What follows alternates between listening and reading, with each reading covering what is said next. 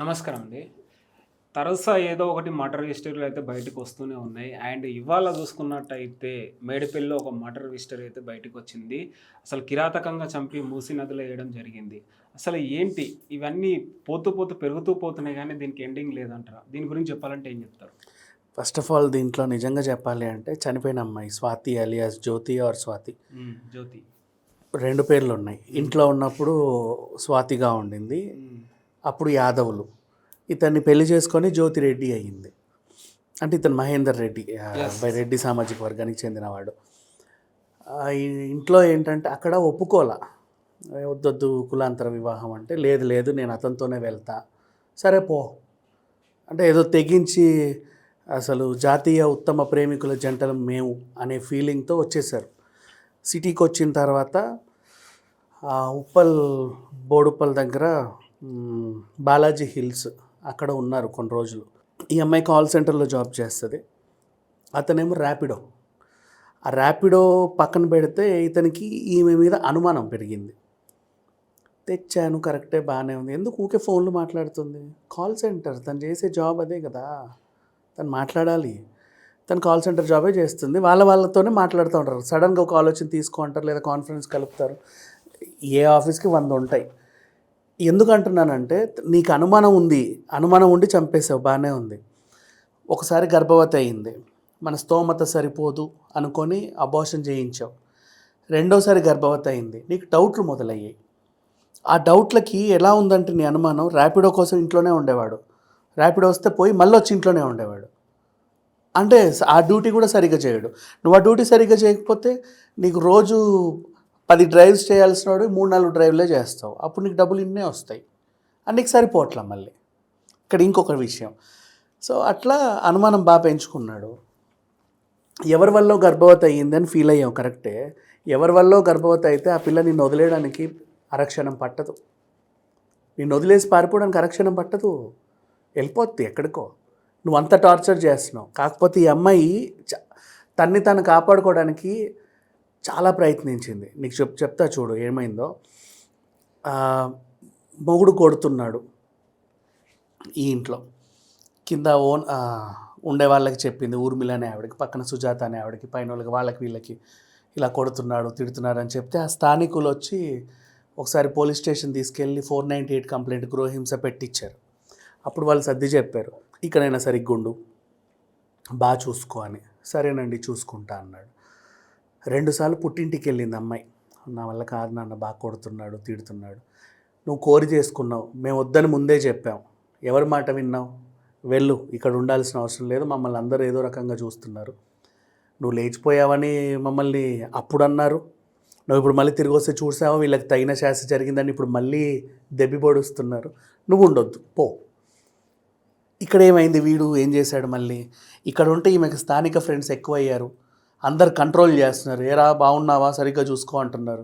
ఎవడెవడో address నాకు చెప్పడం ఏంటి, ఇల్లు మారిస్తే బెటర్ కదా అని వెళ్ళేసి చిల్కానగర్ షిఫ్ట్ అయ్యాడు. చిల్కానగర్ షిఫ్ట్ అయిన తర్వాత టార్చర్ పెరిగిపోయింది అమ్మాయికి. తను చాలా తెలివిగా ఏం చేసిందంటే, అంటే అక్కడ కొట్టినా తిట్టినా అడిగేవాడు లేడు, మెడ మీద కాలేసి తొక్కినా అడిగేవాడు లేరు, చూసేవాళ్ళు లేరు. కొత్త ఏరియా, ఇంకా పరిచయాలు అవ్వలా. సో వీడిని కంట్రోల్లోకి తెచ్చుకుంది.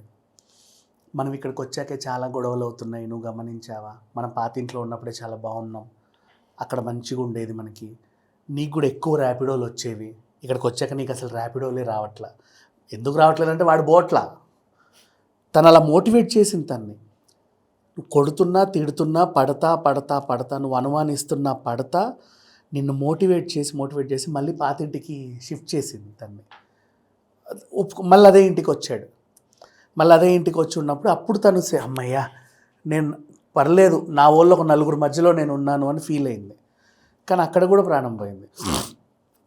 ఆ రోజు శనివారం రోజు 7 గంటలకి గార్బేజ్ బ్యాగుల్లో వెళ్ళడం మళ్ళీ రావడం, వెళ్ళడం, అలా 3 ట్రిప్పులు వేసాడు. ఇప్పుడు మన వర్షాలు బాగా పడేసరికి ఆ మూసీ నది కూడా బాగా వరద ఉధృతి బాగానే ఉంది, కాలువ పోతున్నాయి వాటర్, ఆ ప్రవాహంలో పడేసాడు ఎటన్న పోనీ అని. మొండెం ఒకటి ఇంట్లో తల ఈ ఒక చిన్న పార్ట్ ఇంట్లో ఉండింది, మిగతా పాటలన్నీ దఫాలుగా తరలించావు. తరలించి వీడు చేసిన మంచి పని ఏంటంటే చెల్లికి ఫోన్ చేసి "ఆ భార్య అలిగి ఇంట్లో నుంచి ఎటో వెళ్ళిపోయింది" అని చెప్పాడు.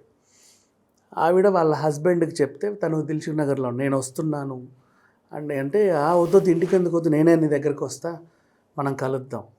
సరే ఏమైంది అంటే ఏమో అలిగి వెళ్ళిపోయింది, ఎక్కడికి వెళ్ళిందో తెలియదు, కనబడట్లేదు. సరే పోలీస్ స్టేషన్లో కంప్లైంట్ ఇద్దాను. ఉప్పల్ ఏదో పోలీస్ స్టేషన్కి వెళ్ళారు వాళ్ళు. మీకు మేడిపల్లిలో కూడా ఒక పోలీస్ స్టేషన్ ఉంది, మీరు ఆ పరిధిలోకి వస్తారని అక్కడికి పంపారు.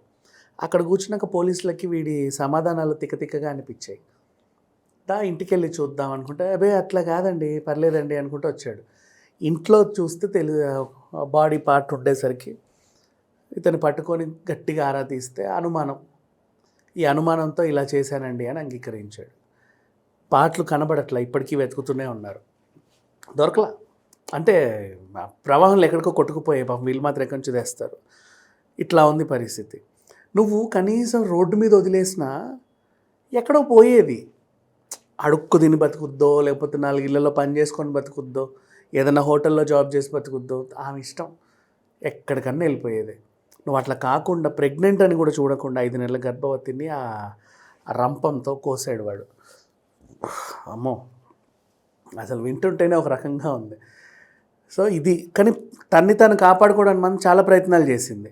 ఇల్లు ఎప్పుడైతే వీడు షిఫ్ట్ చేశాడో అక్కడ అనాథలాగా బతికింది, సొంత ఇంటిగా పోలేదు. వాళ్ళు కూడా మళ్ళీ తిరిగి పంపించేస్తున్నారు. వీడితోనేమో బతకలేదు. సరే వీడు అనుకున్నట్టు వీడు అనుమానం నిజమే అయితే సరే ఎవరితోనో గర్భం తెచ్చుకుంది, ఎవరితోనో తిరుగుతూ ఉంది. నిజంగా ఎవరితోనో తిరిగేదైతే నువ్వు ఇంత కొడుతుంటే నీతో ఉండదు. నువ్వు కిందేసి మీదేసి కొడుతున్నావు, వచ్చిన ప్రతిసారి తంతున్నావు. నిన్ను మార్చుకొని మళ్ళీ పాతింటికి అంటే తెలిసిన వాళ్ళ దగ్గర రావడానికి ప్రయత్నించిందే తప్ప నిన్ను వదిలేసి పోలేదు కదా. నిన్ను వదిలేసిపోతే సరే ఎవరితోనో పోయిందనుకొని అనుకోవచ్చు. అట్లా కూడా కాదు, గర్భవతిని చేసావు అంటే నీ కోరిక తీర్చుకోవడానికి ఒక అమ్మాయిని పెళ్లి చేసుకొని తెచ్చావు.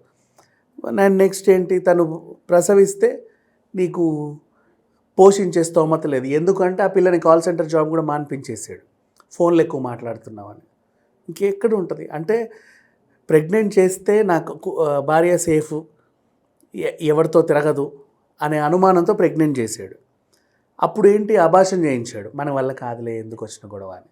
మళ్ళీ ప్రెగ్నెంట్ అయింది ఈ అమ్మాయి.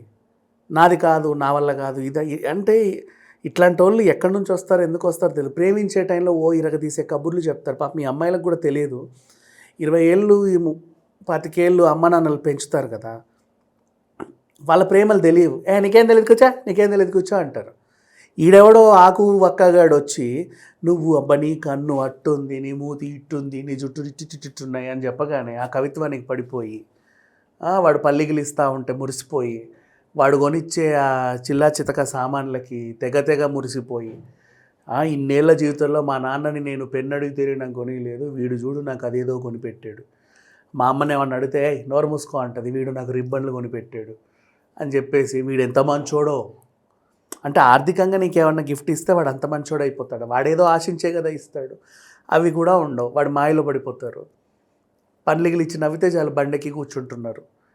ఎక్కడికి వెళ్తున్నారో ఏం చేస్తున్నారో తెలియదు. వాడు అవసరం తీర్చుకున్న తర్వాత ఈ క్యాలిక్యులేషన్స్ అన్నీ వేసి నువ్వు ఇది అంటున్నాడు. చూడు లాస్ట్కి లేదు నేను ఎక్కడికి పోను నీతోనే ఉంటానంటే అమ్మో దీన్ని ఎట్లా వదిలించుకోవాలని చంపేస్తున్నాడు. చంపేసి ఏం చేయాలో అర్థం కాక ముక్కలు చేసి ఎక్కడ పడితే అక్కడ పడేస్తున్నారు. ఈ మధ్యన వచ్చింది ఆ ఢిల్లీలో వాడెవడో నరికాడు, ఫ్రిడ్జ్లో పెట్టాడు చూసావా, అప్పటి నుంచే వచ్చింది ఇది, ఈ ముక్కలు నరకడం. ఫ్రిడ్జ్ డ్రమ్ము కరోనా తర్వాతే. అంతకుముందు చంపి ఎక్కడెక్కడ పాతులు పెట్టేవాళ్ళు, ఏదో చేసేవాళ్ళు. ఇప్పుడు ఏదేంటో ఆ మీర్పేట గురుమూర్తి గడైతే ఇంకా దారుణం. ఆ మధ్యలో అది కూడా ఉంది హయత్ నగర్లో, నిహారిక హరిహర వాళ్ళ కథ కూడా అంతే. వాడు చంపేసి అక్కడో ముక్క పడేసాడు. సో ఈ ముక్కలు నరకడం అనేది ఈ మధ్య వస్తుంది. మరి ఎందుకు నరుకుతున్నారో, ఎక్కడ చూసి నేర్చుకున్నారో తెలియదు, కానీ ఇప్పుడు ఇట్లా అవుతుంది. సరే వాటెవర్, ఏదో మొత్తానికైతే చేశాడు. వెబ్ సిరీస్ల ప్రభావం లేదు మా, ప్రతిదాన్ని సినిమా అనకూడదు. సినిమాలు చూసే బాగుపడేవాడు చెడిపోయేవాడు ఎవడూ లేడు. నీకు కావాల్సిందంటే అరచేతుల్లోనే ఉంది ప్రపంచం అంతా. నీకు ఎంత చెడాలనుకుంటే అంత చెడొచ్చు, చెడిపోవాలనుకున్నోడికి చెడిపోయినంత అరచేతుల్లోనే ఉన్నాయి, అంత మించి. సో ఇప్పుడు అలా ఎలా వస్తుంది ధైర్యం, చిన్న ముక్కలు కట్ చేసి విడివిడిగా చంపినప్పుడు భయం వేస్తుంది. ఆ భయంతో దీన్ని ఏం చేయాలి, మొత్తం మొయ్యలేడు వీడు.